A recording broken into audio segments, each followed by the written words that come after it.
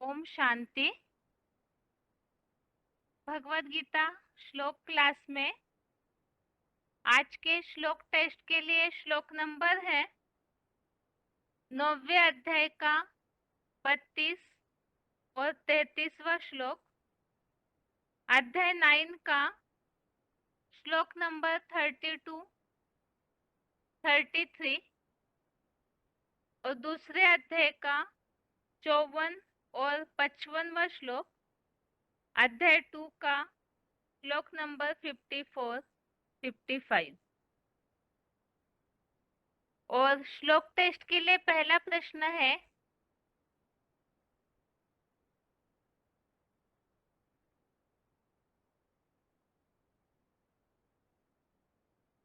स्थिर बुद्धि और समाधि, इन दो बातों में क्या अंतर है? स्थिर बुद्धि और समाधि, इन बातों में क्या अंतर है?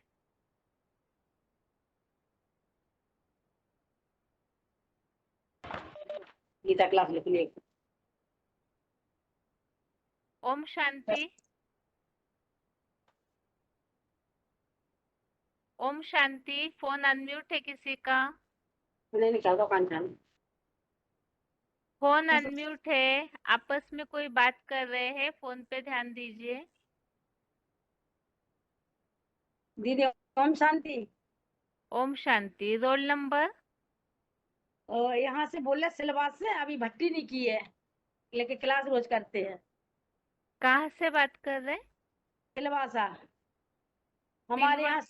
हाँ सूरत लगता है, सूरत लगता है मधुबन। तो एक बार गए थे, अभी भट्टी नहीं की है। आकांक्षा माता बोल रहे। ठीक है माता जी, हम्म। उत्तर बताइए। दीदी आपने बोला स्तर बुद्धि। अभी जो प्रश्न किया आपने। स्थिर बुद्धि और समाधि, इन दोनों में क्या अंतर है? अच्छा, स्तर बुद्धि माने कि मन को स्थिर करो जैसे। और समाधि अर्थात? समाधि जैसे जो ऋषि मुनि है, समाधि मतलब समाधि में लीन हो जाते हैं उनको। तो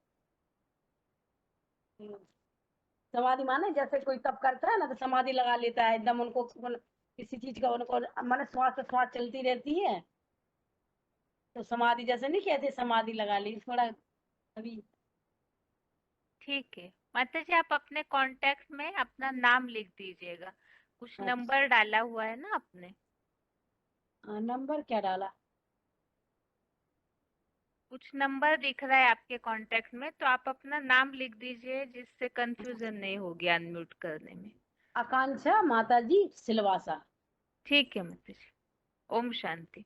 ओम शांति दीदी। आगे के लिए प्रश्न है,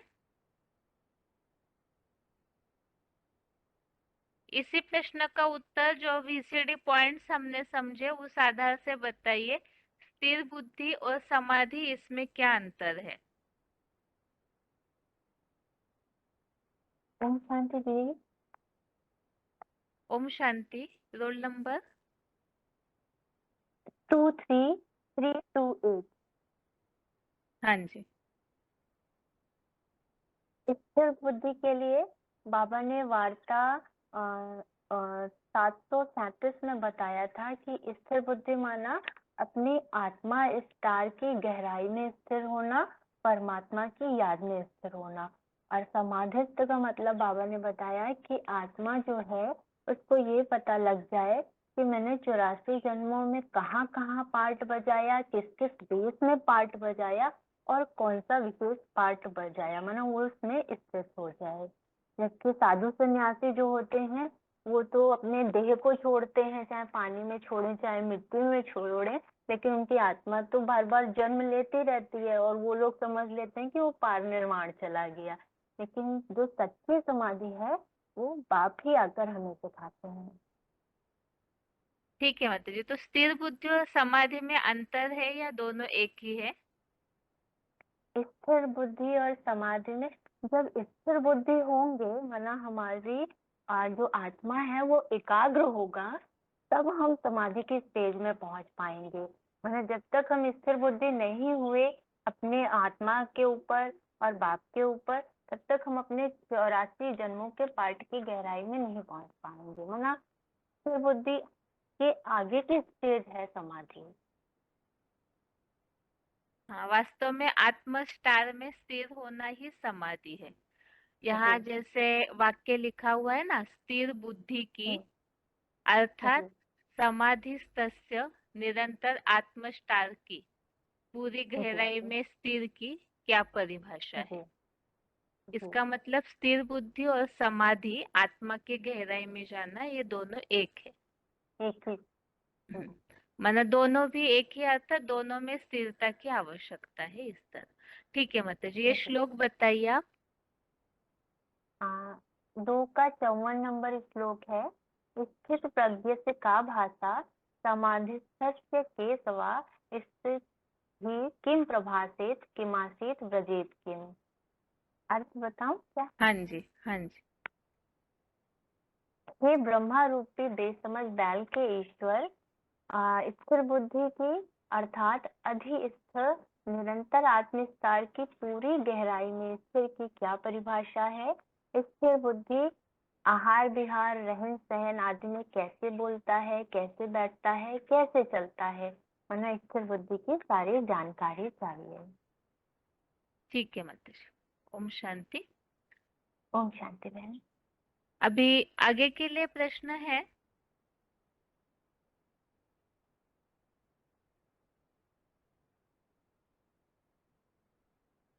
स्थिर बुद्धि के लिए ही VCD पॉइंट हमने समझे थे, तो उसमें 2 शब्द आए हुए हैं। स्थिर बुद्धि अर्थात क्या?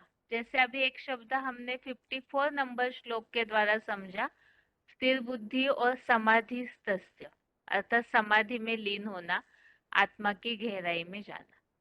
इसी तरह से 55 नंबर श्लोक में स्थिर बुद्धि के लिए और दूसरे शब्द हमने समझे। एक VCD पॉइंट में कुछ क्लैरिफिकेशन में शिव बाबा ने ये बात बताई, और उसके अलावा इसी श्लोक में एक शब्द दिया हुआ है स्थिर बुद्धि के लिए।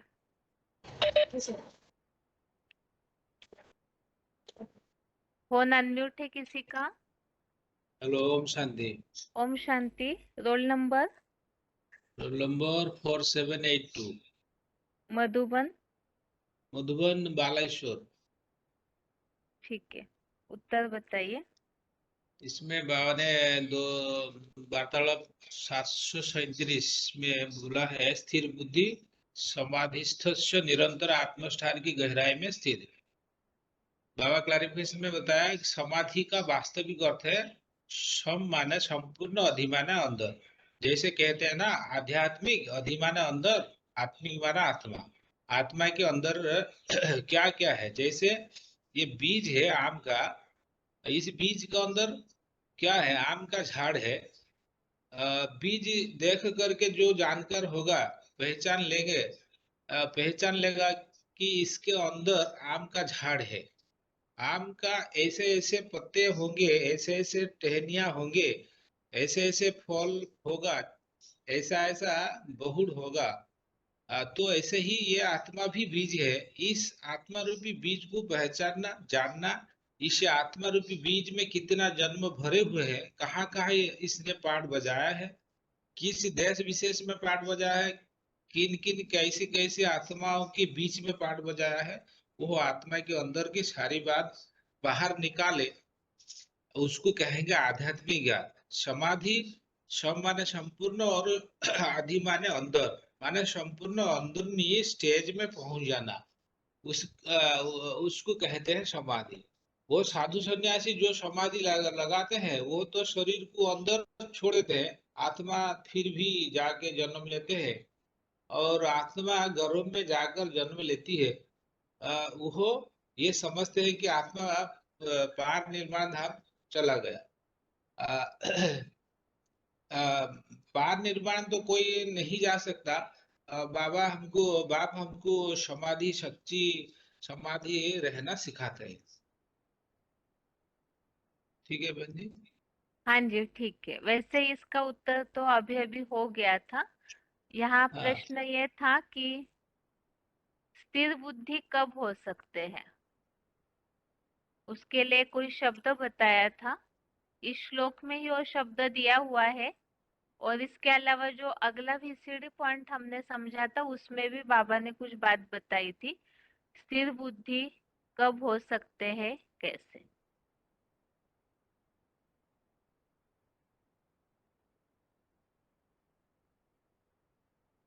आगे फोन अनम्यूट है किसी का?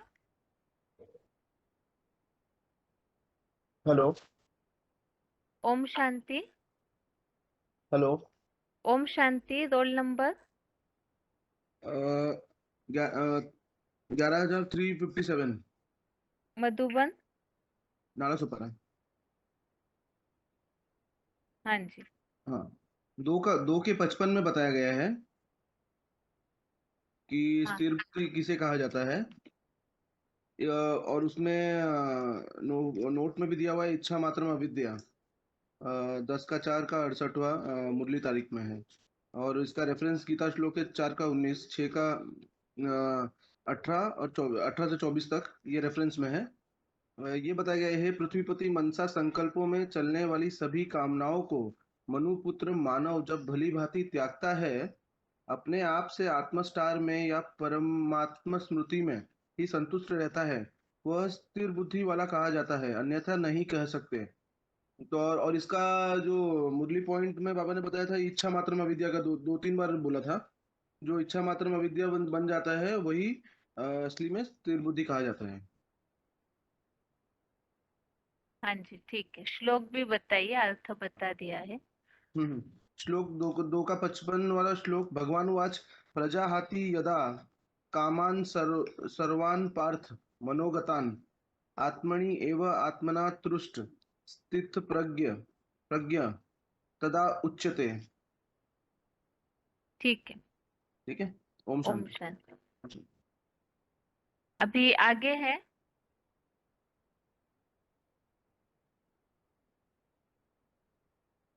एक शब्द और अभी पता चला, इच्छा मात्रम अविद्या, जो श्लोक में ही दिया हुआ है। अभी इसी श्लोक संबंधित जो हमने पॉइंट समझे थे, या तो जो रेफरेंस श्लोक है उस आधार से बताइए स्थिर बुद्धि के लिए और क्या शब्द हमने समझा है। स्थिर बुद्धि अर्थात क्या, रेफरेंस श्लोक में जो शब्द आए हुए हैं, यदि वही शब्द जो वीसीडी पॉइंट है उसमें भी बाबा ने बताया था, तो वो शब्द बताइए।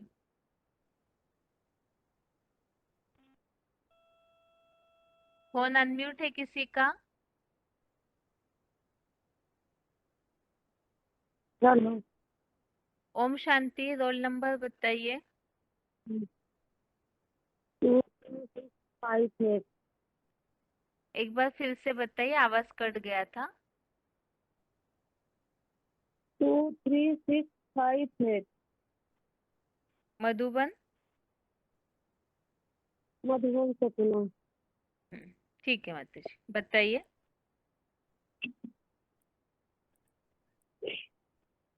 जैसे इसमें बताया था ना बाबा, वार्तालाप में बताया था ना कि समाधि माना माता संपूर्ण, जी वो हो अभी गया माने 2 बार। मतलब। माता जी ये उत्तर दे चुके हैं, इसके अलावा जो उत्तर नहीं मिला है वो बताना है। इच्छा मात्रम अविद्या ये भी बता दिया है। इसके अलावा आप रेफरेंस श्लोक के आधार से भी बता सकते हैं स्थिर बुद्धि के लिए और क्या शब्द आया हुआ है। जो रेफरेंस श्लोक में शब्द बताया है वही शब्द बाबा ने पॉइंट में भी बताया था।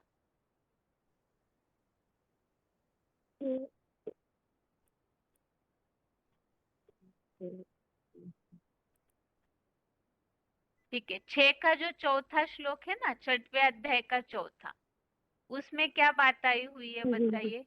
ऐसा कोई शब्द बताइए जो स्थिर बुद्धि के लिए मिलता जुलता हो।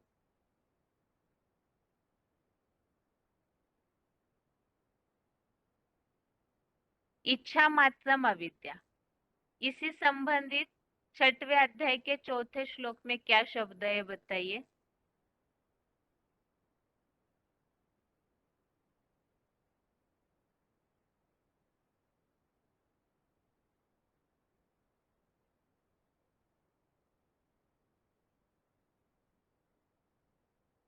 फोन अनम्यूट है आगे किसी का? ओम ओम शांति। ओम शांति। Roll number? 24348। हाँ जी। मधुबन? ये महासमुंद। ये है निरसंकल्प स्टेज। हाँ जी। एक है इच्छा मात्रम अविद्या, दूसरा है निरसंकल्प स्टेज। हाँ, श्लोक में जो शब्द आया हुआ है वो श्लोक बताइए। नहीं संन्यस्त संकल्प योगी भवति कश्चन। ठीक है। अगर इसका VCD पॉइंट आपको याद है या नोट किया है तो बताइए। जी जी हाँ। जब निराकारी स्टेज बन जाती है, आत्मा निराकार ज्योतिर्बिंदु है ना, तो जिसकी लंबाई चौड़ाई माप तो है नहीं, वो निराकारी बनी हुई आत्मा स्थिर हो जाती है, आत्मिक स्थिति में टिक जाती है। देह और देह का 5 तत्व, इंद्रियों का आकर्षण एकाग्र स्थिति में रहने नहीं देता इस जोगी को। उसमें एकाग्रता के कारण वशीकरण की शक्ति आ जाती है। वो चाहे तो दुनिया में किसी को वशीभूत कर सकता है, लेकिन वो वशीभूत नहीं हो सकता। एक जैसे एकाग्रता सबके अंदर नहीं हो एक जैसे एकाग्रता सबके अंदर नहीं हो सकती। बात तो सच्ची है कि मनुष्य मनुष्य को सद्गति नहीं कर सकता, क्योंकि मनुष्य भगवान होता ही नहीं, क्योंकि उसमें मन चंचल होता है। वो चंचल मन जब एकाग्र हो जाए ज्योतिर्बिंदु आत्मा पर, तब उसे कहेंगे निरसंकल्प स्टेज। कोई संकल्प न आए सिवाय एक ज्योतिर्बिंदु। गीता में जैसे लिखा है, नहीं संन्यस्त संकल्प योगी भवति कश्चन। जिसने संकल्पों का त्याग नहीं किया है वो योगी कैसे हो सकता है? हाँ, संकल्प विकल्प जब तक बुद्धि में चलते हैं तब तक भोगी है। पूर्व जन्मों के हिसाब किताब चुक्त नहीं किए हैं तो वही पूर्व जन्मों का हिसाब किताब संकल्प के रूप में जरूर आएंगे। वाचा के रूप में, कर्मणा के रूप में, कर्मेंद्रियों के द्वारा भी आ सकते हैं। तो मूल बीज है संकल्प। संकल्प मात्र ही खत्म हो जाए, ऐसे निरंतर स्टेज बन जाए तो उसको कहेंगे योगी। ठीक है। ओम शांति। ओम शांति। अभी अगला प्रश्न है। जी।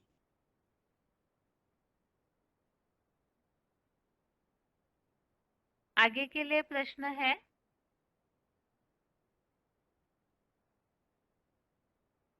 पाप योनियों के रूप में किनका उल्लेख आया है? पाप योनियों के रूप आपण में ज्या व्यक्तीशी बोलत आहात त्यांनी आपला कॉल होल्ड फोन अनम्यूट है किसी का?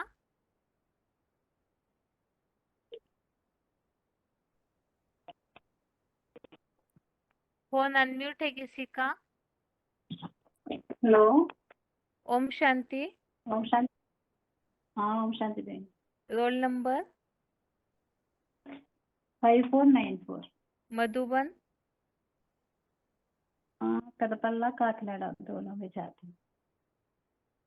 ठीक है। उत्तर बताइए माता जी। ये तो 9 बजे का 33 श्लोक। हाँ। पाप योनियों के रूप में किनका उल्लेख आया है? इनका मना वो वेश्या वेश्या शूद्र इसके लिए बोला ना। जो भी वेश्या तथा शूद्र जैसी पाप योनियों में भी मेरा आश्रय लेकर परम गति को पाते हैं। मना श्लोक बताना ले। हाँ बताइए। VCD पॉइंट श्लोक श्लोक माम ही पार्द श्लोक। हाँ, माम ही पार्द व्यपाश्रित्य ये स्युः पापयोनः नोयः पापयोनयः स्त्रियो वैश्यास्तदा शूद्रा तेपि यान्ति परमां गतिम्। अर्थ बताइए। हाँ जी। इस दुखी दुनिया में जो भी पूर्व जन्म कृतानुसार स्त्री वेश्या सदा शूद्रा जैसी पापी योनिया भी हो, वे भी पूर्व जन्मकृत कोई श्रेष्ठ कर्मों से मेरा आश्रय लेकर इसी जन्म में विष्णु रूप वैकुंठ की परम गति को पाते हैं। BCD पॉइंट बताना है। नहीं, अभी आप एक प्रश्न और है माता जी, उस प्रश्न का उत्तर दीजिए। ये जो वेश्याएं भी परम गति को पाती है, इसके लिए मुरली में क्या बात आती है? हम्म, वेश्याएं भी अगर अच्छा पुरुषार्थ करती है, भगवान का आश्रय लेती हाँ, है, तो परम गति को पाती है। इसके लिए मुरली में क्या बात आती है, ये बताइए।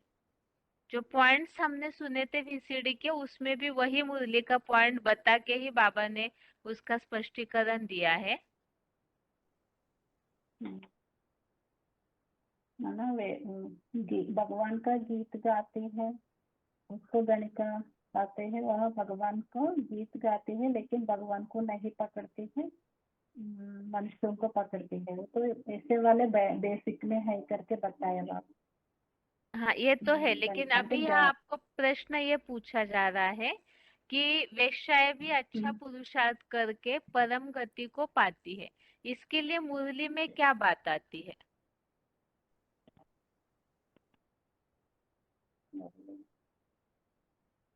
माना वो भी माना राजा आत्माओं से भी ऐसे वाले पुरुषार्थ में भी अच्छा से आगे चाहते हैं करके बताया। ठीक है वो भी माता जी, सच। ठीक है, ठीक। ओम शांति। अभी अगला प्रश्न है,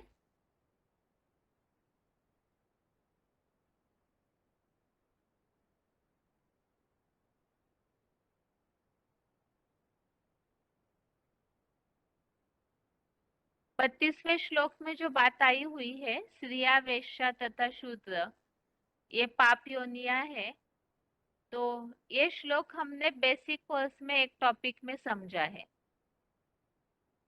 वो टॉपिक अगर याद है किसी को तो बताइए कि यहाँ ये जो भी पाप योनिया वाले हैं, स्त्रिया वेश्या तथा शूद्र, ये सब पाप योनिया है।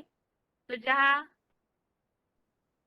जन्मों की कुछ बात चल रही थी बेसिक कोर्स में, वहां हमने इस श्लोक को समझा था। फोन अनम्यूट है किसी का?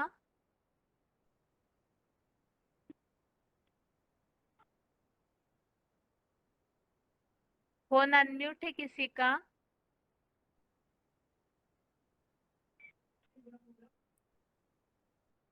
फोन पे ध्यान दीजिए, फोन अनम्यूट है। हेलो। ओम शांति। हेलो बहन जी। ओम शांति। Roll hello. Number 20155। Madhuban. Bhubaneswar 2। ठीक है, उत्तर बताइए।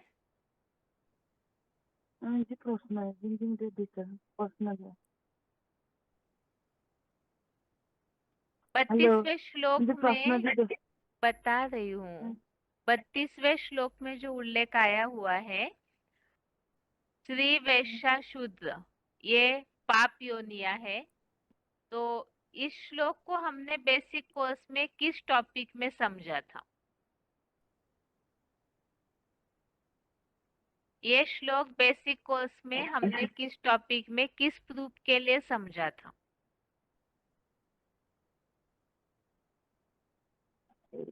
कॉलेज के बाद जो 3 लोग में जो चैप्टर होता है ना, इसी में ऋषि के बाद जो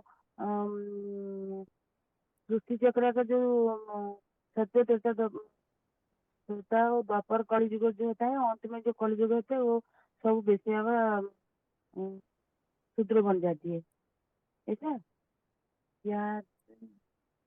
नहीं माता जी, आप दूसरे प्रश्न और का उत्तर दीजिए अभी।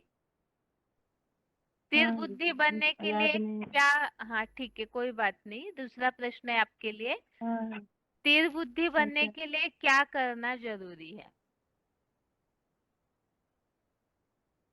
स्थिर बुद्धि हमको के लिए क्या करना स्थिर जरूरी है? हम्म। हमको स्थिर बुद्धि रहने के लिए होता है कि ये 2 का 55 श्लोक में आया है। हमको निसंकल्प बनना है, वह इच्छा मात्र अविद्या रहना है, क्योंकि ये जो संकल्प होता है हमारा बीज हमारा जब शुद्ध बन जाता है तो हमारा स्थिर बुद्धि हो जाता है। इसीलिए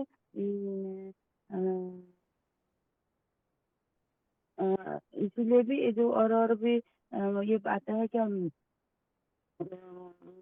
डिफरेंस को भी 4-19 और 4-4-18-24 से भी आता है कि हमें जो जो अभी जो कॉलेज वगैरह जो कामना और वासना होता है, जो काम विकार होता है, ये भौतिक दुनिया से हमको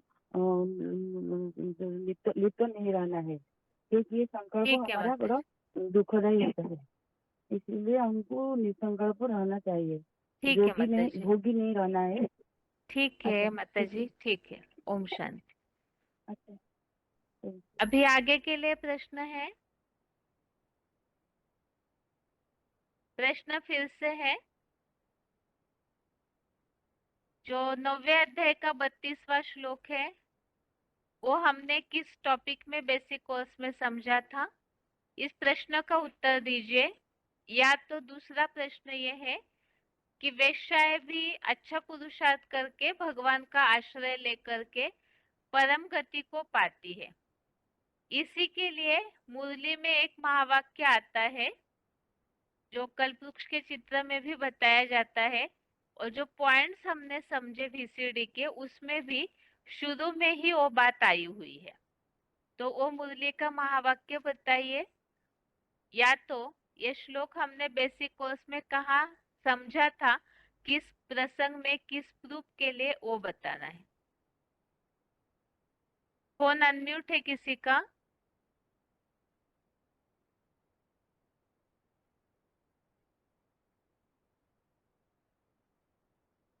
फोन अनम्यूट है किसी का?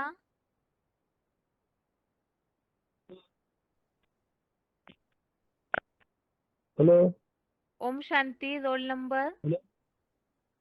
25407। हाँ जी। मधुबन? मधुबन, हैदराबाद, बेगमपेट। ठीक है, उत्तर बताइए। वह वार्तालाप नंबर 1551 है। इस दुखी दुनिया में स्त्री जैसी पापी योनियों में सत्ययुग में त्रेता का ऊंची योनियों में होते हैं, द्वापर कलयुग के आते हैं। इस दुखी दुनिया में पापी योनियों में भी मेरे आश्रय लेकर परम गति को पाते हैं। वैश्य गणिका भी जैसे जैसे आएंगे, ज्ञान में योग में ठीक होते हैं। बड़ी फर्स्ट क्लास बाप का महिमा से गीत गाते हैं। गीत गाना खुशी का पाठ होता है। तुम्हें दूसरों को समझाना तुम्हारा नाम बाबा बाला होता है। वैश्यों को भी ऊंचा बना देते हैं। खुद ही कहेंगे हमें शूद्र में, अभी हमें ब्राह्मण बने। वैसा ब्राह्मण से क्षत्रिय, वैश्य और शूद्र भी बनते हैं। पुराने बच्चे ज्ञान को नहीं समझते हैं। कोई अनुभवी बन जाता है, उन्हें उन धोखा नहीं खाता है। वो जोर से पुरुषार्थ करके माला का दाना बन सकते हैं, क्योंकि बहु दुखी है। यहाँ रहना बातों से भी, यहाँ रहना वालों से भी बेहतर है। पुरुषार्थ करके वैकुंठ में जा सकते हैं। ठीक है। ओम शांति। ओम ओम शांति माता। अभी आगे है प्रश्न फिर से वही, वेश्याएं भी परम गति को पा सकते हैं, या ऐसी जो पाप योनियां है वो भी भगवान की याद से स्वर्ग में जाती है? इस संबंधित मुरली में क्या वाक्य आता है और मुरली का महावाक्य बताइए। फोन अनम्यूट है किसी का?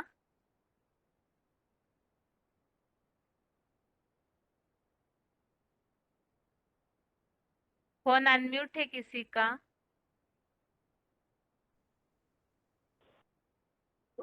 हेलो ओम शांति। हेलो ओम शांति। रोल ओम नंबर? शांति 13,170 मधुबन। VLER। ठीक है माता जी, उत्तर बताइए। वैश्य गंगाएं पुरुषार्थ करें तो वो भी माला का दाना बन सकती है, बाबा ने मुरली में बोला है। हाँ ठीक है माता जी। ये श्लोक बताइए आप 32वां। पढ़ के बताएंगे, कल हमारी हाँ क्लास जी। में हुई। हाँ जी। माँ ही पाठ व्यापा आश्रित ये अपीषु पाप ये ने स्त्रियों वैश्या तथा शूद्रा ते अपि यान्ति परागति। क्योंकि ये पृथ्वीपति इस दुखी दुनिया में जो भी पूर्व जन्म कर्तानुसार स्त्री वैश्या तथा शूद्र जैसी पापियों ने भी हो, वे भी पूर्व जन्म के कृत कोई श्रेष्ठ कर्मों से मेरा आश्रय लेकर इस जन्म में विष्णु रूप वैकुंठ की परम गति को पाते हैं। ठीक है माता जी। ओम हेलो शांति। हाँ माता जी ठीक है। ओम शांति। अभी अगला प्रश्न है,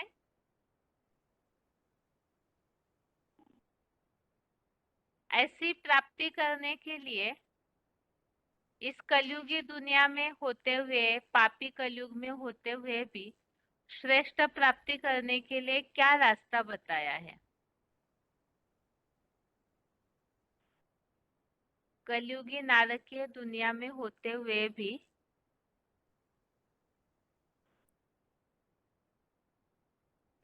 हमारे लिए है क्वेश्चन। हेलो नहीं माता जी, अगला प्रश्न है,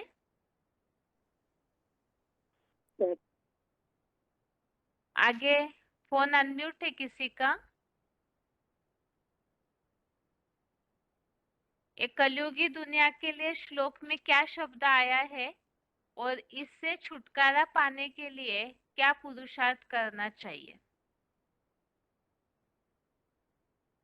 इस कलयुगी दुनिया से छुटकारा पाने के लिए क्या पुरुषार्थ करना चाहिए, कौन सा पुरुषार्थ करना चाहिए, उसके लिए श्लोक में क्या बात आई है?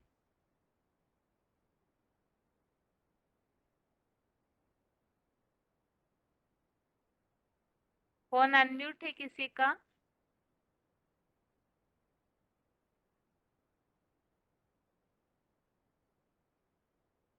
फोन अनम्यूट है किसी का?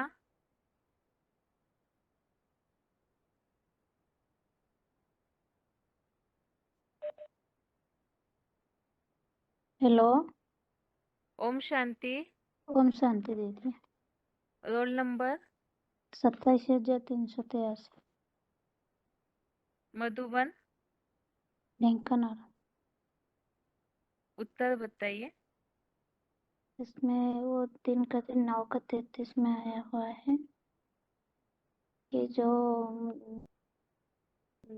कलयुग की दुखी संसार में प्राप्ति के उपाय है, जो सदा सुखदायी जो अव्यक्त मूर्ति शिव बाबा को याद करने से। श्लोक बताइए माता जी। किं पुनः ब्राह्मणं पुण्यः भक्त राजर्षयः तथा अनित्यम असुखम लोकम इमं प्राप्यम भजस्व माम। अर्थ?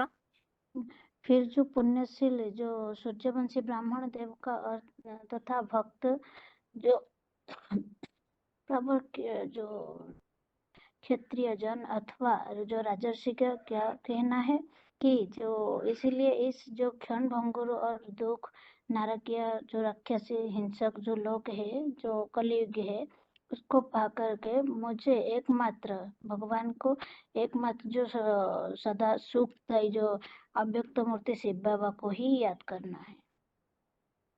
ठीक है माता जी। ओम शांति। ओम शांति दीदी। अभी अगला प्रश्न है, आज के टेस्ट में जो श्लोक है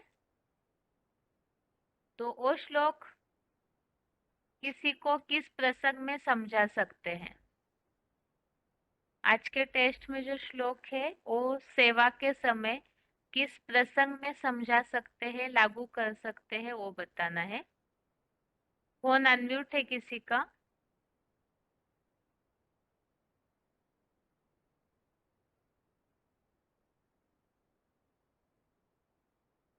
हाथ नीचे किया हुआ था सभी का। जो भी उत्तर देना चाहते हैं फिर से हाथ उठाइए। ओम शांति बहन जी। ओम शांति। Roll number 27988 Madhuban. झारसुगुड़ा मधुबन। हाँ जी, उत्तर बताइए।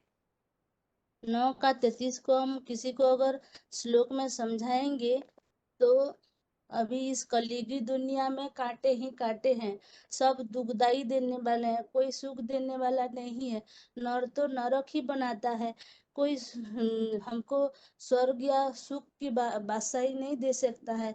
एक भगवान ही आकर के हमको सुख और हमको ज्ञान का मार्ग दे सकते हैं। इसीलिए हम एक बाप को ही याद करेंगे और दूसरे दूसरे धर्मों को, दूसरे दूसरे को, देहधारी लोगों को याद नहीं करेंगे, उनके ऊपर ममत्व नहीं रखेंगे, उनके ऊपर मैंने उनके ऊपर हमको नहीं जाना है, उनके ऊपर हमारे ममत्व नहीं रखना है। अगर ममत्व रखेंगे तो विकर्म विनाश नहीं होगा। एक बाप को ही याद करेंगे तो विकर्म विनाश हो सकता है। अगर प्रजा बनना है तो एक बाप के ही ऊपर एक प्रजा बनना है। सारी दुनिया तो कांटे ही देने वाले हैं, इसलिए हम लोगों को समझा सकते हैं ये दुख की दुनिया है, विनाशी दुनिया है, इसमें ममत्व मत रखो। एक बाप को ही याद करने से ही हमको सुख मिलेगा। ओम शांति बहन जी। हाँ ठीक है माता जी। ओम शांति। अभी आगे और किसी का फोन अनम्यूट है? फोन अनम्यूट है किसी का?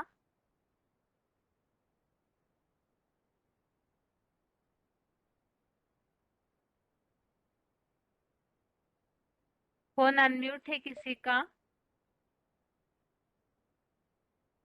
ओम शांति बहन। ओम शांति। Roll number 20058 Madhuban. कानपुर। ठीक है।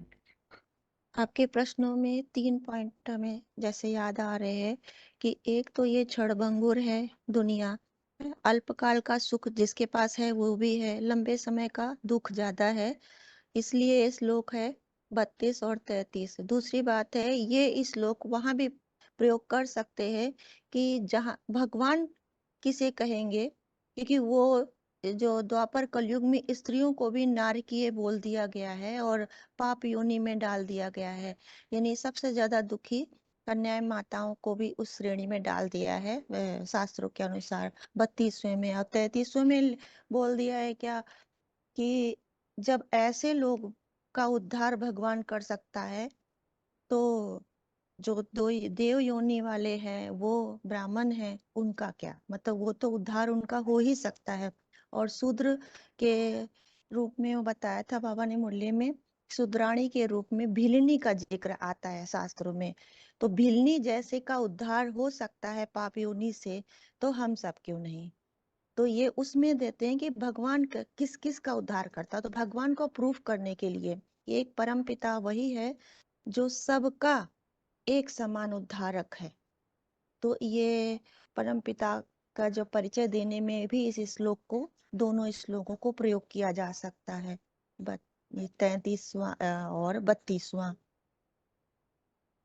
हाँ दूसरी ठीक। बात, हाँ दूसरी बात कहते हैं कि अभी हम जहाँ कहाँ भी थोड़ा बहुत सुख देखते हैं तो वो भी क्षणभंगुर है, सुख की दुनिया है। तो जो अभी लिप्त है अपने ऐशो आराम में, भोग की वासना में, उसको भी हम कैसे निकाल सकते हैं, क्योंकि लास्ट है, समय चल रहा है।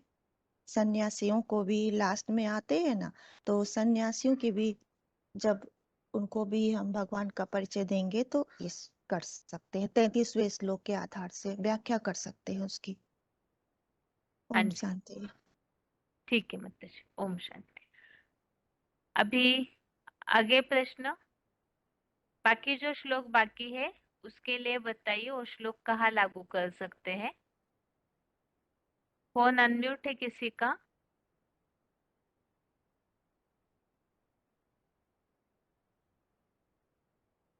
फोन अनम्यूट है किसी का? हेलो, ओम शांति दीदी। ओम शांति। Roll bye. नंबर?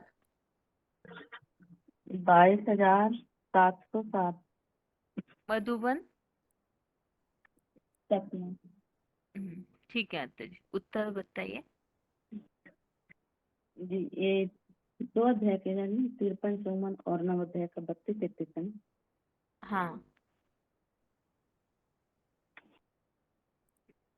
तो 2 अध्याय से 54 में ये बताया है कि इसमें पूछा है अर्जुन ने कि स्थिर बुद्धि की परिभाषा क्या होगी, है स्थिर एकाग्रता का परिभाषा। और इसमें बताया है एकाग्रता स्थिर बुद्धि की कि जिनके मन से संकल्पों को त्याग किया है, मन की इच्छाओं को त्याग किया है, तो वो आत्मा की आत्मा ज्योति बिंदु और परमात्मा की याद में ही संतुष्ट रहता है, तो वही स्थिर बुद्धि है। ये स्थिर बुद्धि की परिभाषा है। और 9 अध्याय में ही जो पूछा है, 9 अध्याय का 32 में, तो इसमें तो ये भी बता सकते हैं कि जो बाहर की दुनिया मानते हैं कि मनुष्य 84 लाख योनियों में जाता है, तो 84 लाख योनियों में इसमें तो नहीं आया है। इसमें आया है पाप योनियों, तो पाप योनियों को स्त्री वैश्य शूद्र बताया। यदि वो भी भगवान की शरण लेते हैं तो वो भी परम गति में जाते हैं, जिसके लिए बाबा ने कहा कि वो भी माला के मड़के में आ जाते हैं। तो बाबा ने कहा कि सतयुग त्रेता में स्त्रियों को नहीं लिया, ये द्वापर कलयुग की बात है, जो द्वापर कलयुग में स्त्रियों को पाप योनि बताया है। और 33 में ये बताया है कि जो पूर्णशील है, तो जो पाप योनि जैसी आत्माएं, तो उनका परम गति हो सकती है, तो इनका तो होगा ही, जो ब्राह्मण देव और राज ऋषि, उनका तो मिलेगा ही। लेकिन इस दुखी दुनिया में सिर्फ एक सी बाबा को ही याद करना है, क्योंकि यदि उसके अलावा और कोई देहधारी को याद करेंगे तो वो कांटा ही लगाते हैं, दुख ही देते हैं। और इस कलयुग दुनिया में तो जो भी सुख है वो क्षण भंगुर ही है। ठीक है माताजी। हो गया दीदी। हाँ जी, ओम शांति। ओम शांति। अभी सभी का हाथ नीचे किया जा रहा है फिर से, जिन्होंने 9वें अध्याय का सार रेडी किया है। 9वां अध्याय पूरा होने जा रहा है, इसीलिए दूसरे अध्याय को अभी रुकाएंगे 2 क्लास में।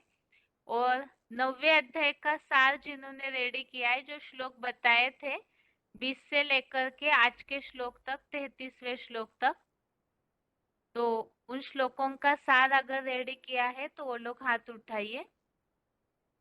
20वें श्लोक से 33वें श्लोक तक जिन्होंने रेडी किया हुआ है वो हाथ उठाइए।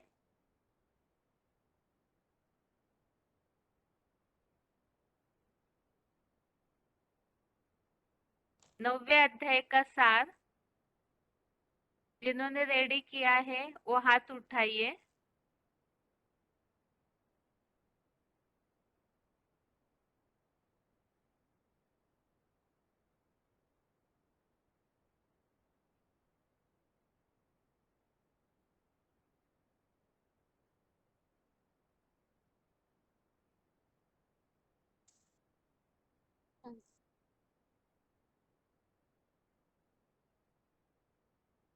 ओम शांति। ओम शांति। ओम शांति। Roll number? 19289। हाँ जी। बताओ मधुबन। हाँ जी। 20 नंबर से क्या दीदी? हाँ जी। 20वां श्लोक है। संगम युग में भगवान से 3 धर्मों की स्थापना के ज्ञाता ब्रह्मावत्स शिव प्रदत्त सोमरस पीते हैं।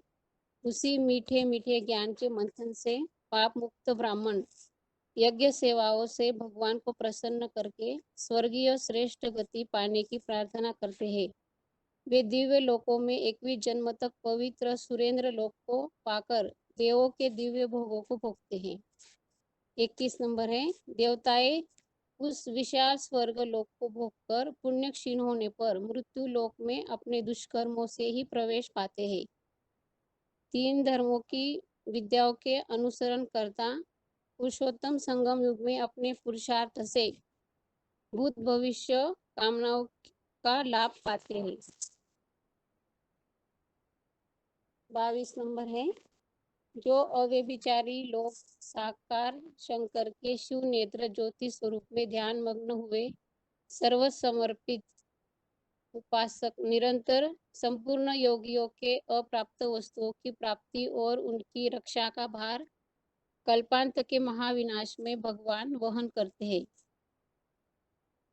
23 नंबर है, जो अन्य देवी देवताओं के भक्त भी श्रद्धा से युक्त हुए यज्ञ सेवा करते हैं, वे सच्ची गीता विधि विधान रहित रुद्र यज्ञ सेवी मंद भक्त भी अव्यक्त मूर्ति बने ज्योतिर्लिंगम की ही यज्ञ सेवा करते हैं।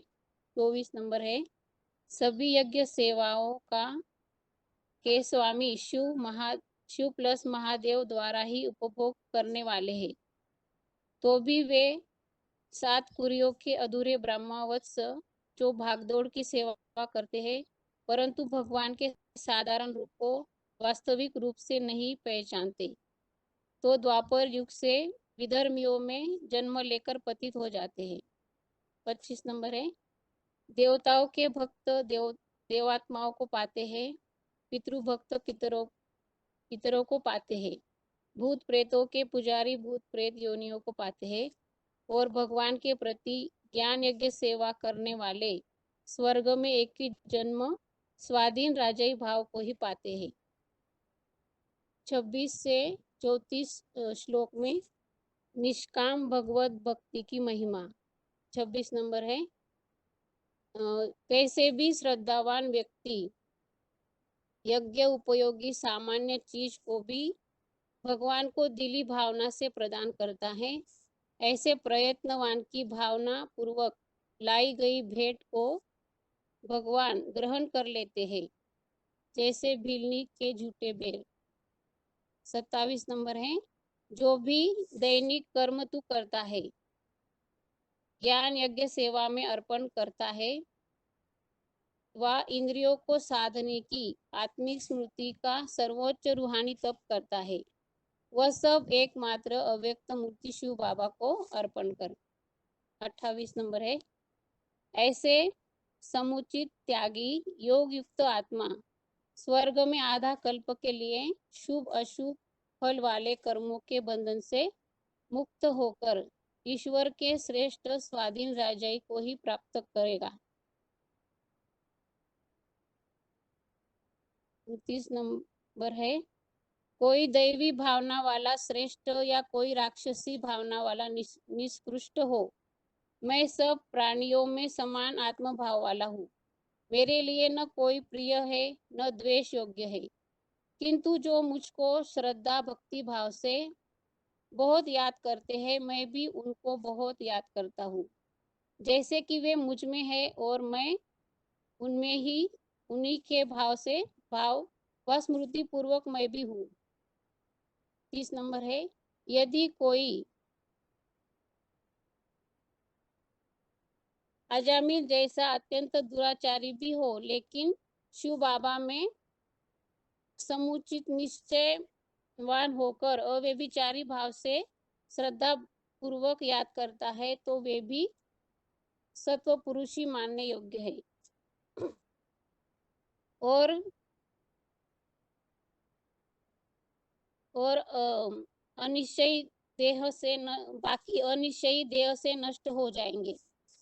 31 नंबर है, और ऐसे भगवान में दृढ़ निश्चयी और अव्यभिचारी योगी पुरुष जल्दी ही धर्मात्मा बन जाते हैं और संपूर्ण चतुर्युगी में भी शाश्वत शांति पा लेते हैं और नारकीय दुनिया में भी धर्म भ्रष्ट या नष्ट नहीं होते।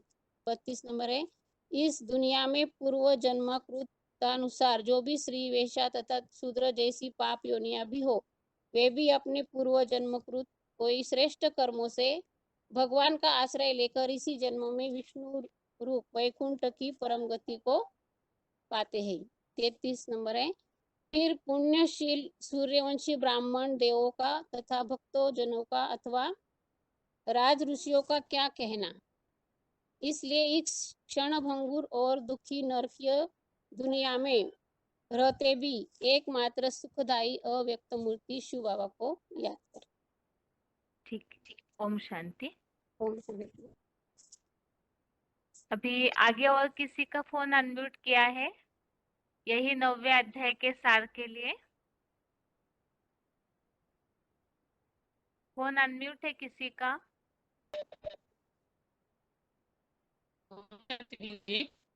ओम हेलो। शांति। ओम शांति। आपका आवाज बहुत कट रहा है माता जी, आवाज बिल्कुल भी समझ में नहीं आ रहा है।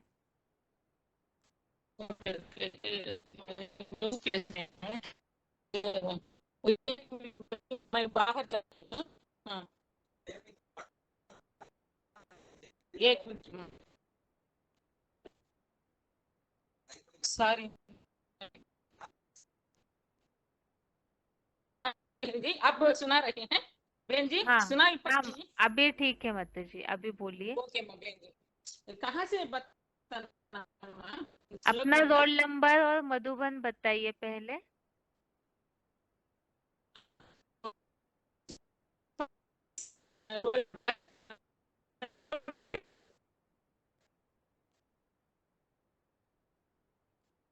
हेलो माता जी, आपका आवाज बिल्कुल भी नहीं समझ पा रहे बहन हम। जी अब सुनाई पड़ रहा है? अब हाँ अभी आया लेकिन वो कट हो जा रहा है। ठीक है, रोल नंबर और ओके मधुबन। 24526 हेब्बगोडी मधुबन। बेंगलुरु। हाँ जी। हेब्बगोडी। हाँ हाँ 21 नंबर से बताना है अम्मा, श्लोक नंबर। हाँ जी हाँ जी। हाँ बाबा बता रहे हैं इस श्लोक में राजविद्या राज योग अध्याय में 21 श्लोक में टॉपिक है, मूल टॉपिक स्वर्ग की देवताएं नरक में कब प्रवेश करते हैं। स्वर्ग की देवताएं 2000 वर्षीय स्वर्ग लोक को भोग कर पुरुषोत्तम संगमी शूटिंग कृत यज्ञ सेवा के पुण्य क्षीण होने पर द्वापर कलयुगी नर निर्मित नार के मृत्युलोक में अपने दुष्कर्मों से ही प्रवेश करते हैं। ओके नेक्स्ट 22 महाविनाश में भी मौत से कौन रह सकेंगे। जो अव्यभिचारी लोग साकार में निराकार की प्रवृत्ति में ध्यान मग्न हुए सर्वसमर्पित उपासक है, वो निरंतर संपूर्ण योगियों की योगक्षेम भगवान ही वहन करता है। बाबा की सर्विस में लग जाने वाले महाविनाश में भी मौत से बच सकेंगे, भूख नहीं मरेंगे। 23 सारी दुनिया परोक्ष रूप से किसकी सेवा कर रही है। ये टॉपिक सार भगवान को पहचानते नहीं, शिव बाबा के अलावा कोई अन्य देवताओं के भक्त है, वो भी यदि श्रद्धा से यज्ञ सेवा करते हैं तो यज्ञ सेवा को ही भगवान ज्योतिर्लिंग की ही यज्ञ सेवा बता सकते हैं। ओके बहन जी सुनाई पड़ रहा है माँ? हाँ जी हाँ बोलिए आप। ओके 24 दूसरे धर्मों में कौन कन्वर्ट हो जाते हैं। परमपिता शिव ही अविनाशी महादेव मूर्ति द्वारा अर्थदेवों की सभी यज्ञ सेवाओं का स्वामी और उपभोग करने वाला है। ऐसे अधूरे ब्राह्मण शिव को वास्तविक रूप में नहीं पहचान पाने के कारण पतित बन जाते हैं, कन्वर्ट हो जाते हैं दूसरे धर्मों में। 23 जो भगवान को ना पहचानने वाले शिव बाबा के अलावा कोई अन्य देवताओं के भक्त है, वो भी अगर श्रद्धा से युक्त यज्ञ सेवा करते हैं तो उनकी यज्ञ सेवा एडवांस सच्ची गीता विधि विधान रहित होने पर भी वो मंद भक्ति भी अपरोक्ष रूप से अव्यक्त मूर्त बने विदेही रूप ज्योतिर्लिंग की ही यज्ञ सेवा कर रही है। 24 ऐसा क्यों हो रहा है अब वो बताया, क्योंकि परमपिता शिव ही अविनाशी महादेव मूर्ति द्वारा अर्धदेवों की सभी यज्ञ सेवाओं का स्वामी और उपभोग करने वाला है ना। वो मैं रिपीट कर रहा है ना सारी 25 किसकी सेवा करने से कभी पराधीन नहीं बनते हैं। 25 में देवों के भक्त देवताओं को पाते हैं, पितृभक्त पितरों को पाते हैं, भूत प्रेतों के पुजारी भूत प्रेत योनियों को पाते हैं। भगवान के प्रति ज्ञान यज्ञ की सेवा करने वाले करने वाले भगवान जैसे स्वाधीन दादाई भाव को ही पाते हैं, कभी पराधीन नहीं बनते हैं। 26 भगवान के लिए क्या महत्व रखना है। दिली भावना से जो व्यक्ति भगवान को पत्ते, पुष्प, फल, जल जैसे कम उपयोगी सामान्य चीज को प्रदान करता है, ऐसे उस श्रद्धा भरे प्रयत्नवान की भावना पूर्वक लाई गई को भगवान ग्रहण कर लेता है। 27 कर्म बंधनों से मुक्ति और राजाई प्राप्ति का रहस्य। जो भी कर्म करने वाले हैं उन सब कुछ शिव बाबा के प्रति अर्पण करना है, मज्जाजी भाव बनना है, मन के संकल्पों को शिव बाबा में तिरोहित करना है, मनमना भाव बनना है। ओके, माना 28 में क्या बताया, जब हम मनमना भाव और मज्जाजी भाव बनते हैं तभी कर्म बंधनों से मुक्ति मिलती है। कर्म बंधनों से पूरा ही मुक्त हुआ त्यागी और शिव बाबा से योगयुक्त आत्मा शिव बाबा को ही प्राप्त करेगा, माना ईश्वर के श्रेष्ठ स्वाधीन राजाई भाव को ही प्राप्त करेगा। 29 भगवान के दिल में कौन समाये रहते हैं। भगवान श्रेष्ठ हो या निकृष्ट, सब प्राणियों में समान आत्मभाव वाला होने के कारण उसके लिए ना द्वेष योग्य है ना प्यारा है। लेकिन जो भगवान को श्रद्धा भक्ति भाव से याद करते हैं वे भगवान के दिल में समाये रहते हैं और उनके याद के अनुसार भगवान भी उनमें रहता है। 30 अत्यंत पापी भी श्रेष्ठ कैसे बन सकता है। अगर कोई अजामिल जैसा अत्यंत पापी भी अव्यभिचारी भाव से श्रद्धा पूर्वक भगवान को शिव बाबा को याद करता है तो श्रेष्ठ बन सकता है, क्योंकि वो शिव बाबा के प्रति निश्चय बुद्धि होकर रहता है। बाकी अनिश्चयी देह से नष्ट हो जाएंगे। 31 भगवान को प्रगति से याद करने वाले जल्दी ही धर्मात्मा बन जाता है। ये 31 का सार। दृढ़ निश्चय वाला जल्दी ही धर्मात्मा बन जाता है, चारों युगों में शाश्वत शांति को पा लेता है। ऐसा अव्यभिचारी योगी नारकी द्वापर कलयुग में भी धर्मभ्रष्ट नहीं होता है। बाद में 32 में क्या बताए गए हैं, इस दुखी दुनिया में जो भी पूर्व जन्म कृतानुसार स्त्री, वैश्य तथा शूद्र जैसे पाप योनिया भी हो, वे भी पूर्व जन्मकृत कोई श्रेष्ठ कर्मों से मेरा आश्रय, भगवान का आश्रय लेकर परम गति तो पा सकते हैं। 33 ऐसा पुण्यशील सूर्यवंशी ब्राह्मण देवों का तथा भक्त गणकाय वैसे ऐसी पाप योनियां ही परम गति पा सकने पर पुण्यशील सूर्यवंशी ब्राह्मण देवों की बात कहने की आवश्यकता ही नहीं है, वो जरूर पा सकते हैं। इस क्षणभंगुर और दुखी नारकी राक्षसी हिंसक लोगों को इस क्षणभंगुर और दुखी नारकी राक्षसी हिंसक लोगों को पाकर भगवान के एकमात्र सदा सुखदायी अव्यक्त मूर्ति शिव बाबा को याद करना है, ऐसे बताइए अम्मा। ठीक है माता जी। ओके बहन जी, मेरा वॉइस अब नहीं सुनाई पड़ा है ना, टाइम व्यस्त हो गया ना मेरे कारण। नहीं माता जी, अभी तो ठीक से सुनाई दिया, नहीं तो आपको रुका देते बीच में। थैंक्स बहन जी। ठीक है माता जी। ओम शांति। ओम शांति मैम।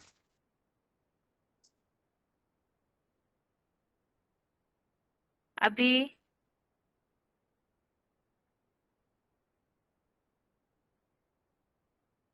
आज के टेस्ट के प्रश्नों के उत्तर देखते हैं। 34वां श्लोक बाकी है, तो वो श्लोक होने के बाद उसके टेस्ट के दिन भी 9वें अध्याय का सार ही देखेंगे।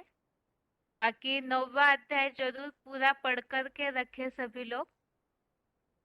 उसमें से जो मुख्य मुख्य श्लोक है 9वें अध्याय में भी, जैसे कि बेसिक कोर्स में कई प्रसंगों में उनका उल्लेख आया हुआ है, तो ऐसे श्लोकों के लिए जरूर एक प्रश्न होगा 9वें अध्याय के लास्ट दिन। जैसे जिसमें राजयोग की महिमा आई हुई है ऐसा श्लोक, या ये जगत परिवर्तन के लिए कौन सा श्लोक है, इस तरह से अलग अलग जो है, या भगवान जो है वो अनासक्त है, ऐसे जो मुख्य मुख्य बातों के लिए श्लोक है, तो कम से कम श्लोक पढ़ के रखेंगे तो आपको श्लोक पूरा नहीं पढ़ना है, सिर्फ श्लोक नंबर बताना होगा कि किस प्रसंग में कौन सा श्लोक है। तो इस अनुसार 9वां अध्याय जरूर, अभी समय है 3-4 दिन का, तो तब तक अगर 2-3 बार पढ़ लेते हैं तो सारे श्लोक बुद्धि में रहेंगे। बाकी अभी आज के टेस्ट के प्रश्नों के उत्तर देखते हैं। सबसे पहले 9वें अध्याय का 32वां और 33वां श्लोक। तो श्लोक नंबर 32 है, माम ही पार्थ व्यपाश्रित्य येऽपि स्युः पापयोनयः स्त्रियो वैश्यः तथा शूद्रा तेऽपि यान्ति परां गतिम्। तो इसमें ये प्रश्न पूछा था, वेश्याएं भी जो पाप योनि कही गई है वो भी परम गति पाती है, इसके लिए मुरली महावाक्य क्या है? तो मुरलियों में जो बात आती है और यही प्रसंग जो कल्पवृक्ष के चित्र में भी आता है कि वेश्याएं भी अगर अच्छा पुरुषार्थ करती है तो माला का दाना बन सकती है। और जो VCD पॉइंट्स हमने सुने इस श्लोक संबंधित, तो उसमें भी ये बात ही बाबा ने बताई कि यहाँ रहने वालों से भी जो वेश्याएं है वो तो बहुत दुखी होती है, तो वो भी आकर के अच्छा पद प्राप्त कर सकती है।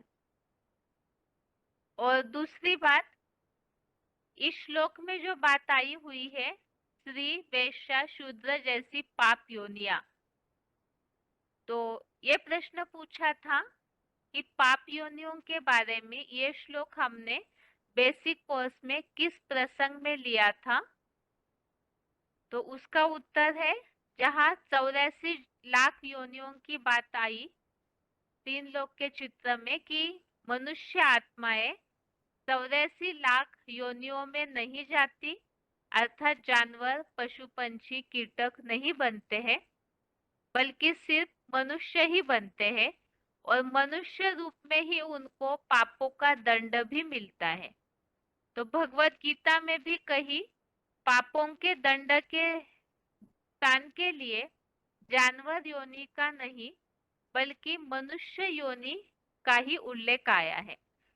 तो यहाँ जो उल्लेख है श्लोक में कि इस दुखी दुनिया में जो भी पूर्व जन्म कृतानुसार स्त्री वैश्या तथा शूद्र जैसी पाप योनिया भी हो, अर्थात पूर्व जन्मों के कर्मों के अनुसार स्त्री वैश्या और शूद्र ऐसे पाप योनियों का दंड के रूप में उन्हें मिल जाता है। और दूसरा प्रश्न ये कि ऐसी आत्माएं जब श्रेष्ठ पुरुषार्थ करती है तो परम गति को पाती है। इस प्रसंग में जहाँ ये उल्लेख आया हुआ है कि पूर्व जन्मों के ऐसे कोई पाप है जिस कारण से ऐसा जन्म मिलता है पाप योनि का, और फिर वही आत्माएं जब कोई ऐसा श्रेष्ठ कर्म भी होता है तो परम गति को पाती है। तो पूर्व जन्मों की जो बात है जिस कारण पाप योनि का दंड मिलता है, तो जैसे प्रसंग जो VCD पॉइंट हमने समझा था, जो बाबा ने बताया कि ये जो रुद्रमाला के मन के है वो तो जन्म जन्मांतर राजाएं बनते हैं। अब राजाएं बन के जब व्यभिचारी बने तो अगला जन्म जब स्त्री रूप में अगर मिलता है तो वो जो संस्कार है उनके वो वैसे ही रह जाते हैं आत्मा में, और फिर वो स्त्री बनने पर भी कहीं ना कहीं व्यभिचार दोष उनमें आ जाता है। तो इसीलिए बताया कि वो पूर्व जन्मों के कर्मों के कारण वो पाप योनि मिलती है, और फिर वो अगर अच्छा पुरुषार्थ करे संगम युग में आकर के तो उनको फिर परम गति प्राप्त होती है। तो ये बात तो विशेषकर जो भी आत्माएं भगवान के पास पहुंचती है तो जन्म जन्मांतर की पापी आत्माएं होती है, और भगवान की शरण जब लेते हैं और वे बेचारे याद करते हैं पुरुषोत्तम संगम युग में तो श्रेष्ठ गति को पा सकते हैं। तो ये श्लोक इसी प्रसंग में समझाया जा सकता है जो अभी तक बात चल रही है कि कैसे भी कोई हो भगवान सबके प्रति समान भाव वाले समान दृष्टि वाले हैं। तो इसीलिए भगवान ये नहीं देखते कौन कितना पापी है कौन कितना शूद्र है या नीच है। जो भी भावना से अव्यभिचारी याद करते हैं उन्हें प्राप्ति होती है।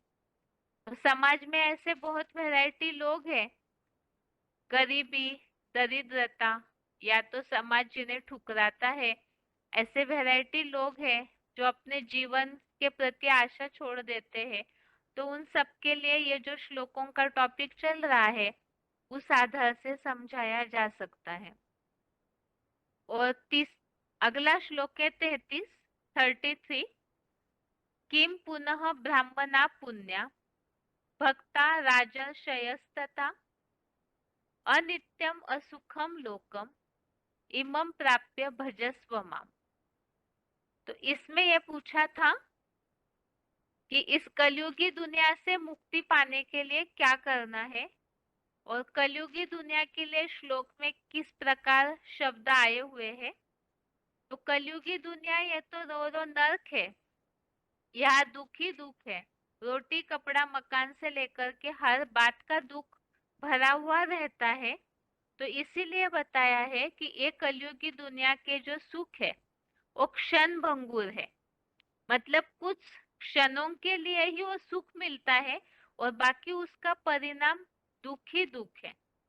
तो इसीलिए बताया इस क्षण भंगुर और दुखी नारकीय लोक को पाकर कलयुगांत में ऐसा लोक मिलने पर भी इससे मुक्ति का उपाय बताया है। एकमात्र सदा सुखदायी अव्यक्त मूर्ति शिव बाबा को याद कर। तो जो जितना इस तरह अव्यभिचारी याद करेंगे तो इस दुनिया से मुक्ति या छुटकारा मिल सकता है। और इसमें एक और बात बताई हुई है कि जब पाप योनियां जो है शूद्र वैश्या जैसी, वही जब गति प्राप्त कर सकती है श्रेष्ठ, तो फिर ब्राह्मण, राजर्षि और भक्तों का क्या कहना। अर्थात भगवान की याद के द्वारा सभी कोई ऊंची गति प्राप्त हो सकती है। तो यह श्लोक इसी प्रसंग में समझाया जा सकता है। जो आज की दुनिया में मोस्टली लोग नास्तिक है, यही लगता है कि भगवान का अस्तित्व ही नहीं है।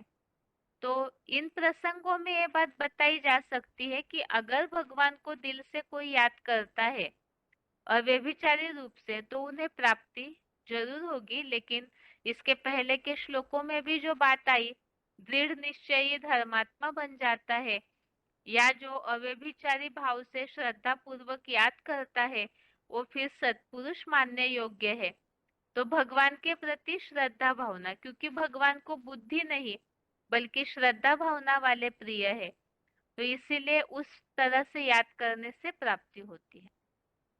अभी आगे है दूसरे अध्याय के श्लोक। श्लोक नंबर 54 है। अर्जुन उवाच स्थित प्रज्ञस्य का भाषा समाधिस्तस्य केशव स्थितधि किम प्रभाषेत किमासीत व्रजेत किम। तो इसमें यह प्रश्न पूछा था, स्थिर बुद्धि और समाधि, इसमें क्या अंतर है। वास्तव में स्थिर बुद्धि होना ही समाधि में लीन होना है। दोनों भी एक ही है। जो इस श्लोक में वाक्य आया हुआ है, स्थिर बुद्धि की अर्थात समाधिस्तस्य, संपूर्ण अधि प्लस तस्य। तो ये जो श्लोक में शब्द है समाधिस्तस्य, इसी का यहाँ संधि विच्छेद दिया हुआ है। तो स्थिर बुद्धि की अर्थात समाधिस्तस्य, अर्थात समाधि में स्थिर होने वाले की क्या परिभाषा है। तो निरंतर आत्मस्टार की पूरी गहराई में स्थिर। समाधि का अर्थ हमने पॉइंट में समझा था, आत्मा रूपी बीज के अंदर क्या क्या पार्ट भरा हुआ है उसे जानना, आत्मा के अंदर गहराई में जाना। तो वही वास्तव में समाधि तस्य, संपूर्ण अंदर जाना आत्मा के, और वही है स्थिर बुद्धि की भी परिभाषा।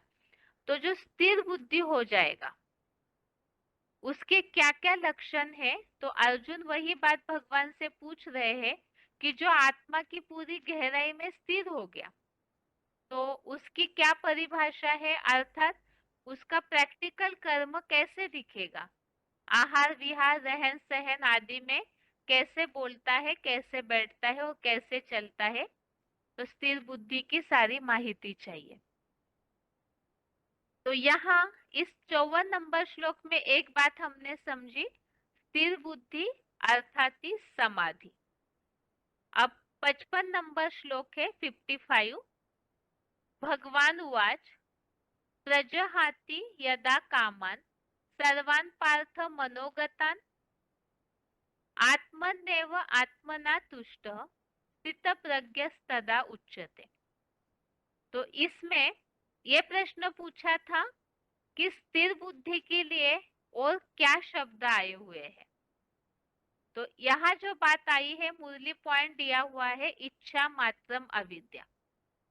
स्थिर बुद्धि कब हो सकते हैं? जब पूरी तरह इच्छा मात्रम अविद्या बन जाते हैं। और इसी में और एक प्रश्न ये पूछा था, रेफरेंस श्लोक, या तो जो हमने VCD पॉइंट समझा तो उसमें स्थिर बुद्धि के लिए और क्या शब्द आया हुआ है। एक तो 6वें अध्याय का जो 4था श्लोक यहाँ रेफरेंस में लिया हुआ है, जो किताब में भी छपा हुआ है, अध्याय 6 का श्लोक नंबर 4 में है, सर्व संकल्प सन्यासी योगारूढ़स्तदा उच्यते। अर्थात संपूर्ण संकल्पों का जिसने त्याग किया तो वो सर्व संकल्प सन्यासी ही योग की स्टेज में ऊंचा चढ़ा हुआ माना जाता है। तो आत्मा की जो यहाँ 55 नंबर श्लोक में जो वाक्य दिया हुआ है, अर्थ में मनसा संकल्पों में चलने वाली सभी कामनाओं को मनुपुत्र मानव जब भली भांति त्यागता है, अपने आप से आत्मस्टार में या परमात्मा स्मृति में संतुष्ट रहता है, तब स्थिर बुद्धि वाला कहा जाता है। तो 4थे श्लोक में 6वें अध्याय के बताया योगारूढ़ तदा उच्यते, वो योग की स्थिति में चढ़ा हुआ माना जाएगा जब सारे संकल्पों को उसने संन्यास लिया है, अर्थात त्यागा है। यही बात यहाँ भी बताई, मनसा संकल्पों में चलने वाली सभी कामनाओं को त्यागना। तो स्थिर बुद्धि अर्थात एक तो समाधि, समाधि में लीन होना बेहद की ब्राह्मण दुनिया में, आत्मा की गहराई में जाना अर्थात 84 जन्मों के पार्ट का रियलाइजेशन, और उसी को बताया है वो स्थिर बुद्धि कब होगी, तो पूरी तरह इच्छा मात्रम अविद्या, और उसी के लिए बताया यह संन्यस्त संकल्पो योगी भवति कश्चन, या तो सर्व संकल्प सन्यासी योगारूढ़ तदा उच्यते। तो ये है स्थिर बुद्धि की परिभाषा है। और ये श्लोक किस प्रसंग में समझाया जा सकता है? एक तो समाधि की परिभाषा के लिए जो दुनिया में गलतफहमी है, तो वो समाधि अर्थात जैसे कुंभक चढ़ा लेते हैं, नील में जाना, श्वास प्रश्वास को रोकना, ये तो कर लेते हैं, लेकिन यहाँ मूल बात गीता में कहीं भी हठयोग करने के लिए नहीं बताया है। जो 6वें अध्याय में भी उल्लेख आया हुआ है कि जितने भी हठयोग वगैरह है, उन सबसे सहज राजयोग सबसे श्रेष्ठ है। तो इस हिसाब से यहाँ भी समाधि अर्थात आत्मा की गहराई में जाना, वो है समाधि। तो इस बात को क्लियर कर सकते हैं, जो समाधि में स्थिर हुए हैं तो उनकी स्थिति क्या होगी, वो गीता के इन श्लोकों में प्रसंग चल रहा है 54 से लेकर के 56-57वें श्लोक तक। तो ये सारे श्लोक ही इस प्रसंग में समझाए जा सकते हैं कि जो असली योगी है उनकी निशानी प्रैक्टिकल कर्मों में क्या दिखेगी। वो आत्मिक स्थिति और परमात्मा स्मृति में संतुष्ट रहेगा, और दूसरी बात मूल सारे संकल्पों को त्यागा होगा। वो कोई भी प्रकार का दैहिक सुविधाओं वाला, सुख सुविधा या देहभान वाला कोई संकल्प नहीं। तो ये स्थिर बुद्धि की परिभाषा है। और ये आज के टेस्ट के प्रश्नों के उत्तर हो गए। बाकी अभी 5 या 7 मिनट का समय बाकी है, तो उसमें जिनको अध्याय के नाम बताने हैं वो लोग हाथ उठाइए। जितनों का 5 या 7 मिनट में सुन के होगा उन सबका अध्याय का नाम सुना जाएगा। जिनको भी अध्याय के नाम बताने हैं वो हाथ उठाइए।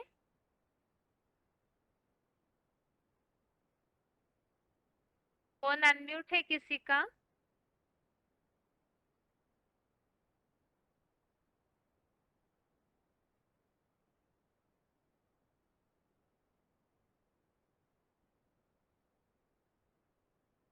फोन अनम्यूट है किसी का?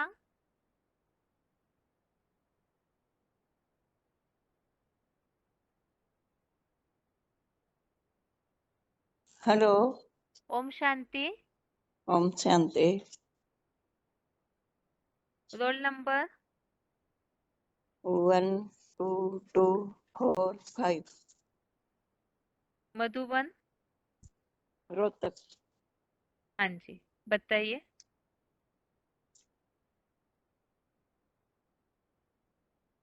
अर्जुन विषाद योग, सांख्य योग, कर्म योग, ज्ञान संन्यास कर्म योग, कर्म संन्यास ज्ञान कर्म संन्यास योग, कर्म संन्यास योग,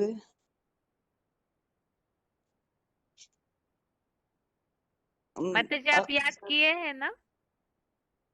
अक्षर ब्रह्म योग। हाँ ठीक है, आगे।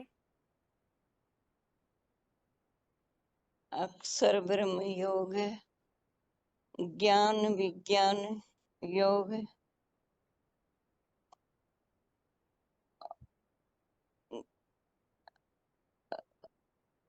ज्ञान विज्ञान योग,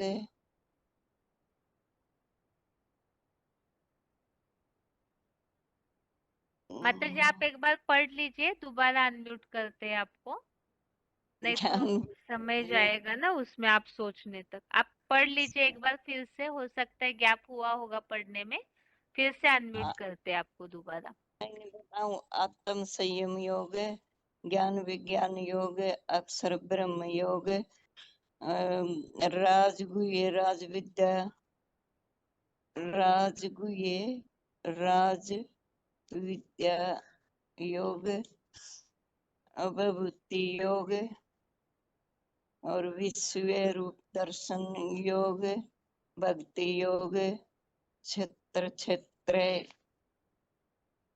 विभाग योग, गुण विभाग योग, त्रैगुण विभाग योग और पुरुषोत्तम ना और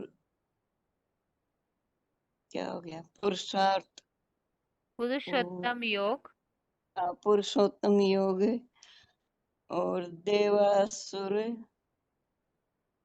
देवासुर संवाद विभाग योग और सिर, अरे बाबा ये और बाबा श्रद्धा त्रय, हाँ श्रद्धात्रय विभाग योग और मोक्ष संन्यास योग। ठीक है माता जी, बार बार पढ़ते रहिएगा, ठीक है माता जी। बार बार पढ़ते रहूंगी जब तो बताऊंगी आपको फिर। हाँ ठीक है माता जी। ओम हाँ, शांति। ओम शांति। आगे और किसी का फोन अनम्यूट है? फोन अनम्यूट है किसी का?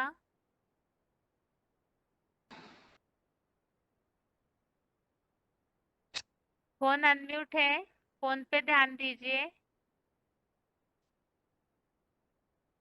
पहली बार ही अनम्यूट हुआ है किसी का फोन, फोन पे ध्यान दीजिए अपने। ओम शांति। ओम शांति। Roll number 2731। मधुबन। बेंगलुरु मधुबन दोनों में जाते हैं, बेंगलुरु दोनों में जाते हैं। माता का संगठन भी जाते हैं, संगठन में भी जाते हैं, दोनों भी जाता है। ठीक है बेंगलोर में माता है। जी। हाँ बताइए। अध्याय का नामक है श्री भगवत गीता का नामक अनुकरण नामक है। अध्याय है के अर्जुन विषाद योगा, अध्याय 2 सांख्य योगा, अध्याय 3 कर्म योगा, अध्याय 4 ज्ञान विज्ञान योगा, अध्याय 5 कर्म संन्यास योगा, अध्याय 6 आत्म संयम योगा, अध्याय 7 ज्ञान विज्ञान योगा, अध्याय 8 क्षेत्रज्ञ विभाग योगा, अध्याय 9 राज विद्या राजगुह्य योगा, अध्याय 10 विभूति योगा, अध्याय 11 अध्याय 11 विश्वरूप। विश्व रूप दर्शन अध्याय 11 विश्व रूप दर्शन योगा, अध्याय 12 भक्ति योगा, अध्याय 13 गुणत्रय विभाग योगा, अध्याय सॉरी 13 गलत हुआ, क्षेत्रज्ञ। हाँ 13 क्षेत्रज्ञ विभाग योगा, सॉरी। अध्याय 14 गुणत्रय विभाग योगा, अध्याय 15 पुरुषोत्तम योगा, अध्याय 16 दैवासुर संपत्ति विभाग योगा, अध्याय 17 श्रद्धात्रय गुणत्रय विभाग योगा, अध्याय 18 मोक्ष संन्यास योगा। ठीक है माता जी। ओम ओम शांति। हम्म। आगे और किसी का फोन अनम्यूट है?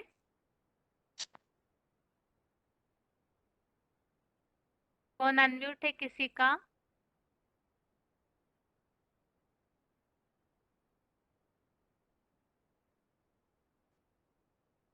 बोल हेलो। ओम हेलो। शांति। ओम शांति। Roll number 28,706 Madhuban. रोहतक मधुबन। हाँ जी।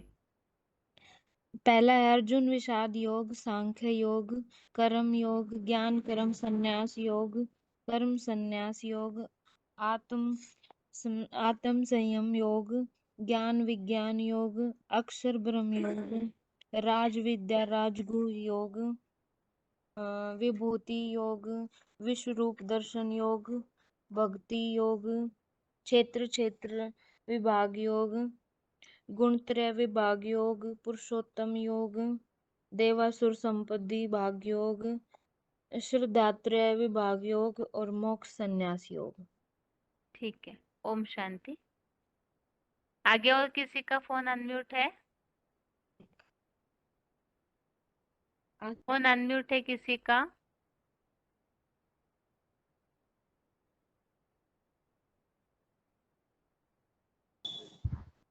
हेलो। ओम शांति। ओम शांति दीदी। Roll number 21989 Madhuban. अगरतला, त्रिपुरा अगरतला मधुबन। ठीक है बताइए। पहला अध्याय है अर्जुन विषाद योग, संख्य योग, कर्म योग, ज्ञान कर्म संन्यास योग, कर्म संन्यास योग, आत्म संयम योग,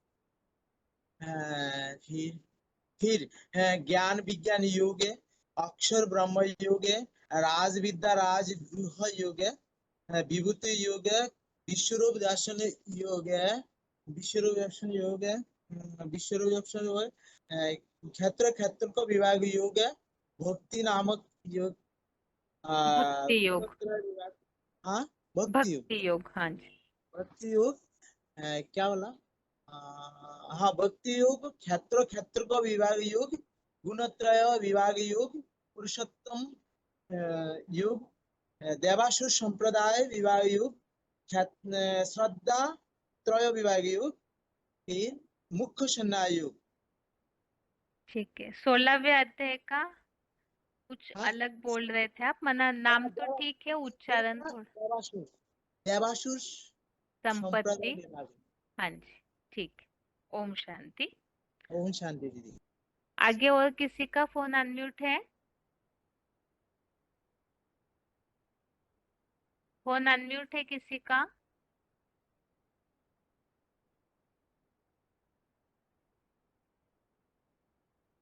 फोन अनम्यूट है? ओम शांति। ओम शांति। 11,357 हाँ जी। अध्याय के नाम विषाद योग, सांख्य योग, कर्मयोग, ज्ञान शक्ति संन्यास योग, कर्म संन्यास योग, आत्मसंयम योग, ज्ञान विज्ञान योग, अक्षर ब्रह्म योग, राज्य विद्या राज्य योग, विभूति योग, विश्व रूप दर्शन योग, योग, क्षेत्र क्षेत्रज्ञ योग, विभाग योग, पुरुषोत्तम योग, देवासुर संहति विभाग योग, श्रद्धात्रय विभाग योग, मोक्ष संन्यास योग। ओम शांति। आगे और किसी का फोन अनम्यूट है? फोन अनम्यूट है किसी का?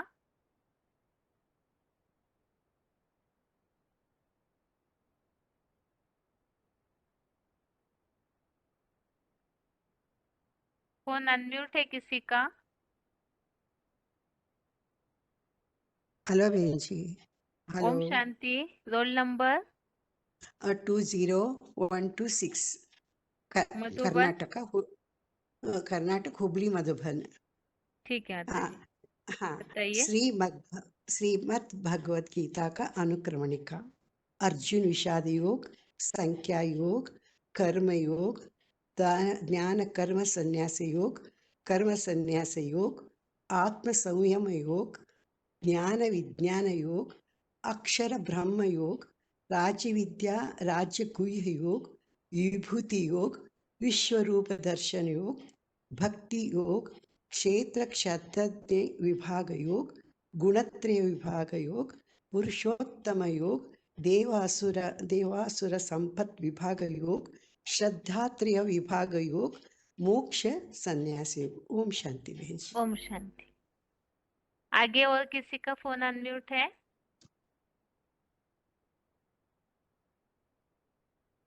फोन अनम्यूट है किसी का?